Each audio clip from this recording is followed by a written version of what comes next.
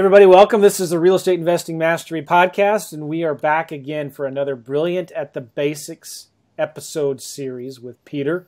Peter, how are you? I'm great. How are you, Joe? Awesome. Doing really well. I'm excited about this new year. You know, 2015 is upon us now, and I've already seen the markets start, they kind of cool down a little bit in November and December. But we didn't slow down our marketing at all. And it seems like now, coming into January and February, a lot of the excitement is coming back. I mean, a lot of sellers actually, we're getting better responses now with our marketing. We're getting more buyers contacting us saying, hey, do you have any deals? Do you got anything? And even on our lease option deals that we're doing, we're seeing a lot more interest. You know, we're putting out bandit signs, getting flooded with calls for buyers. But the purpose of this podcast series that Peter and I are doing, listen back a few episodes ago, we talked about why we're doing this, who we are. Peter introduced himself. A lot of you guys already know who I am. But if you haven't listened to that one about 2 or 3 series episodes ago where Peter kind of introduced himself, I think that was Brilliant at the Basics episode 4 from Peter, then you should go check that out because Peter's doing some awesome things. And last week we talked about what is wholesaling. On this episode, we're going to talk about what are wholesaling lease options, which is some of more what I do. And when traditional wholesaling, you flip a lot of properties that have equity. I flip a lot of properties that don't have any equity. And there's even another strategy that we could maybe talk again later about how to make money outsourcing these leads that don't have any equity to maybe realtors and making income from that.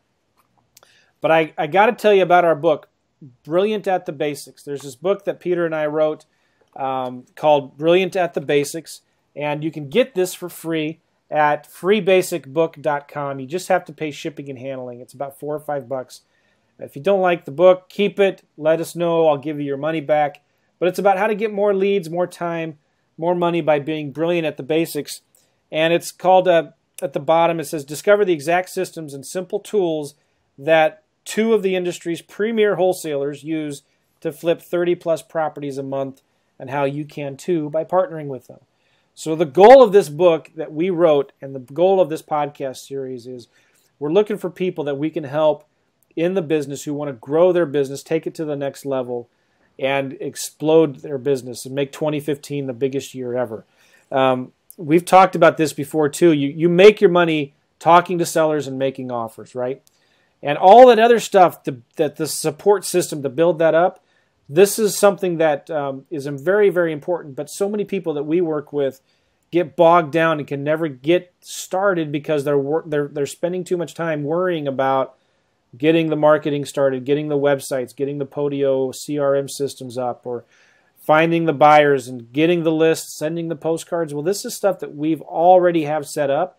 We're already doing it in our business.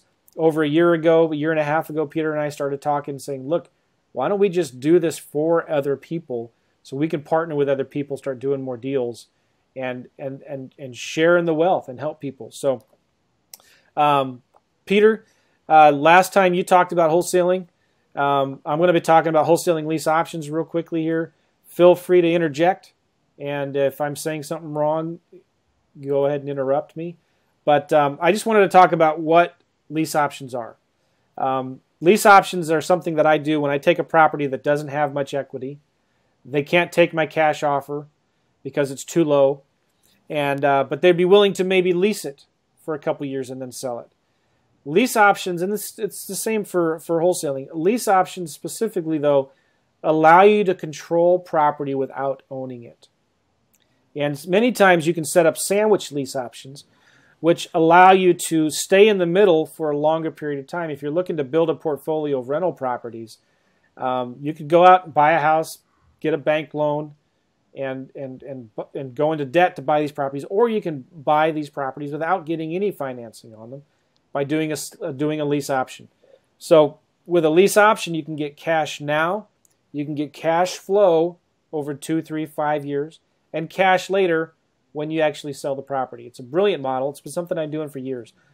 But so I always go after deals with the long-term picture. I want to stay in the middle. I want to hold this property for long-term wealth building. But if there's just not enough equity, many times I'll tie it up on a lease option, and instead of wholesaling it to an investor, I'll wholesale it to a tenant buyer who's going to live in the house, and then I'm stepping out and I'm out of the deal. So a lot of it is really similar to what we talked about last week. We talked about marketing for sellers. You got to find sellers that are at least somewhat motivated. They have a reason to sell. They have a house that they want to sell but can't. Okay, and many times they're stuck. They don't want to be a landlord. They don't have enough equity to pay a realtor. So we'll tie it up as a lease option. And Peter, you mainly work in homes all over. So you wholesale mainly homes that are lower end and upper end. Is that right? Yep, absolutely. All kinds of. So when I'm doing lease options, typically I'm only wanting to do this on nicer homes in nicer neighborhoods, right? So in the Midwest or maybe in Atlanta, we're only looking for homes that are maybe $150,000 and up. You want to stay away from the $30,000, $50,000 rental neighborhoods. You want to make sure that these are nice homes that people actually want to buy and live in for the next 20, 30 years of their life. So we talk to sellers. We find sellers who want to sell but can't. And I ask them simple questions like, what are you going to do, Mr. Seller, if you can't sell this house? Are you going to rent it? What are your options? What are you going to do? And they may say, yeah, I don't know, or just take it from there. The other things I like to say is, I'm an investor. I'm looking for a property in a nice area that I could lease for a couple years and then buy. Would that work for you or probably not? Okay. I already know what, like, let's say they owe 140 and the house is worth 150. That's not something that I can probably buy.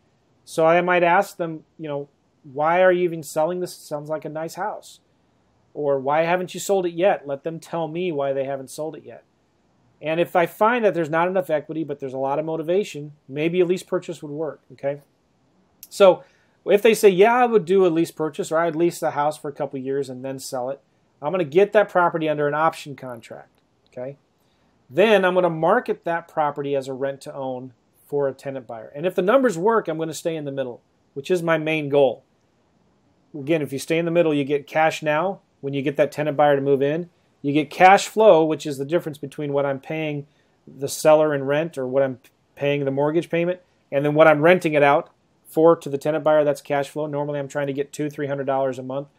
And then I'm going to get equity at the back end where I'm going to sell it for maybe $160, $170 to my tenant buyer, and I'm going to pay off the loan, which is maybe $130 at the back end. Okay.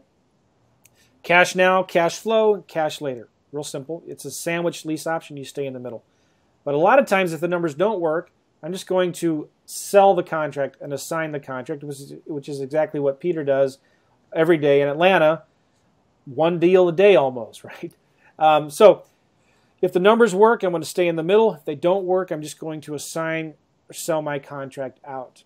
Very simple. Now, my typical deal when I'm doing a wholesaling lease option deal where I'm assigning it out, my average profit in St. Louis is anywhere from $3,000 to $6,000, $4,000 to $5,000 on average. When I'm going to be doing a sandwich lease option, I'm going to be staying in the middle for 3-5 years.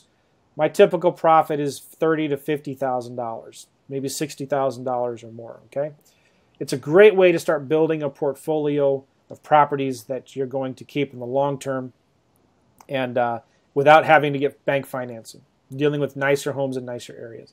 Let's look at an example deal real quick. Peter, maybe you can interject anytime you want. Feel free. I feel like I'm hogging the show. That's okay. You're the best. So anyway, let's look at an example deal. Okay, let's say a house is worth $150,000. And I don't spend too much time actually even looking at comps until I get the seller to say, yeah, I'll do a lease purchase. So I'm not, and this is one thing we talk about a lot, and we'll talk about more. Don't overanalyze these deals. Just get the seller on the phone, right? And find out what their needs are. Find out if they really have a reason to sell, and just get it under contract, and then look at the numbers, okay? So anyway, let's say this house is worth $150,000. The seller owes $140,000. There's only $10,000 in equity, quote-unquote equity. But if they were to sell it with a realtor, problem becomes they're probably not going to get a full price offer, all right? They're going to get a little discount, or the seller's going to ask them to pay their closing costs or something. Then they're going to have to pay the realtor commissions. Then there's going to be an inspection on the property, and they're going to have to get things fixed. And there's maybe some carrying costs. If the house is vacant, they're living somewhere else. So there's going to be a lot of costs involved, and there's closing costs. There's going to be a lot of costs involved where if they were to sell that house today with a realtor, they would probably have to come to closing with money. All right? They don't have the money. They're moving down to Florida for job transfer. Something happened. They got to get out of there, and they don't have many options. They don't want to be a landlord. So I find out their mortgage payment is about $1,200 a month. This property could probably rent for $1,400 or $1,500 a month. So I'm a little interested. I mean, there's some different things I could do. There's a little bit of equity, not a lot, and there's a little bit of cash flow. So what I would do is I would talk to the seller and say, well, look, would you consider leasing this house for a couple years, maybe more, and then selling it? And they say, yeah. I say, well, I have what I call my perfect tenant program, where if the numbers work, I will be the tenant buyer. I will lease the property from you. I'll pay the rent every month. I'm not going to be living in it. This is an investment property. But I'll pay the rent every month, whether it's vacant or not, and I'll take care of the maintenance and repairs on the property. All right? But the numbers have to work for me. So what are some numbers that I would offer? And this is important too. I never sell the lease purchase program. I'm always just making offers. Okay? So I'll make an offer, something like, well, I could maybe lease purchase this property from you for 7 or 8 years, and then I will pay $1,200 a month to your bank to cover your mortgage payment, okay? And I'll buy it from you for the same equity that you'd get if you sold it with a realtor today. Would that be fair or not? Is that reasonable or not? So I'm going to pay them the same equity they would get if they sold with a realtor today. So if you look at the numbers, and I don't have the time to go through that now, but you're looking at the numbers. If I can lease purchase it for 7 years, maybe 5 years, 7 years, that loan balance is going to be, and sometimes depending on the numbers too, I'll negotiate to whatever the loan balance is in 5 or 7 years. But they're typically, if it's worth $150 today, they're only going to be walking away with 85% of that. So maybe my option price is $130.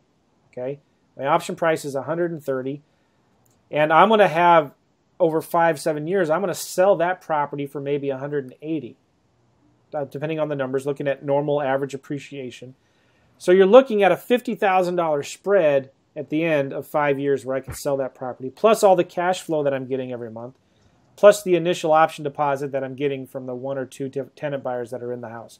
So anyway, that's what my first offer would be. I will cover the mortgage payment. I'll give you the same equity you'd get if you sold with a realtor, or I'll pay whatever your loan balance is in 5 to 7 years. Then I'd put a tenant buyer in it. I'd mark the price up a little bit, mark the rent up a little bit, so I'm getting that cash flow. If they don't like that, they want more money, then I'll still get it under a lease option contract for maybe exactly what it's worth today, and then I'll just assign or sell that contract to a tenant buyer. Okay? Real simple. But real quick, the benefits, there's lots of sellers out there right now that don't have any equity, would love to sell their house but can't. And there's a ton of buyers out there that would love to buy a house but can't because they don't have good credit. They just need 6 to 12 months to rebuild their credit, repair it. They're just moving into a city, and they don't want to have to rent a house for a few years while they fix the credit. And then once their credit is fixed, move again to buy a house when they're ready. They want to live in a house that they're going to buy later on down the road. A lot of leads that we're throwing away right now because they don't have any equity, you can tie them up on lease options, or you can tie them up and actually send them to a realtor to maybe list.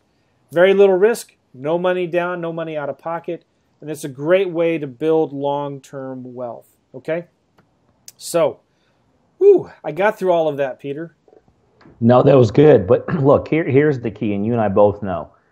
The keys to control real estate, the keys to tie up properties, and then by just simply utilizing a couple of very basic strategies, whether it's a straight wholesale to an investor in the back end, whether it's a lease option to a potential end user in the back end, it's becoming brilliant at this stuff, understanding the fundamentals of this business, controlling real estate, and then there's plenty of opportunities to make money. So I know you love the lease options. I kind of stick straight more forward with the wholesaling side.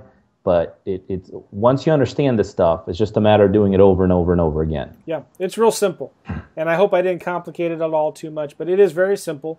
We talk a lot more about this in the book, Brilliant at the Basics. Talk about how we do wholesaling, how we flip lease options, and you can get a lot of that at freebasicbook.com. Freebasicbook.com. Check it out. It's free. You just pay shipping and handling. But if you're also, again, we talked about this before, and we're going to be talking about this in every episode. If you make your money talking to sellers and making offers, all right? How much of that are you doing right now? Chances are, if you're struggling getting started in this business, you're not talking to enough sellers. You're not making enough offers. And maybe what's holding you back is getting the systems going, getting the marketing going. That's our specialty. That's what we are good at. And so we're looking for people that we can help with in that business, grow to the level where they can do deals like Peter, 20, 30 a month. They want to do deals like me while we're traveling to Prague or going all over the world. Whatever it is, we're looking for those rock stars that are willing to take their business to the next level. And there is an application process. If you want to work with us, join our mastermind. Get us to do your marketing for you, to build your systems for you. You can go right now to peterandjoe.com, fill out an application. Peter will actually call you. You get on the phone, talk to Peter. We'll determine if you're a good fit or not, walk through the next steps. It's not cheap, right, Peter? But for somebody that wants to take their business to the next level, they easily can recoup their money in several months. It's just a matter of how badly do you want it, right? There's no question. The two decisions. One, do you want to be in this business? I assume if they're listening to your podcast, they've already made up a decision. Next decision, do you want to do it all yourself? Or do you want to basically leverage or piggyback off someone like us who have already got all the systems in place and we could do 90% of the work for you? But we're looking for other partners across the nation right now. And if your listeners want to apply, I'd love to talk to them and see if there's a good fit among us. Very good. All right. Thanks again, guys. Thanks, Peter. We'll see you on the next episode. Take care, buddy. Bye-bye. Bye.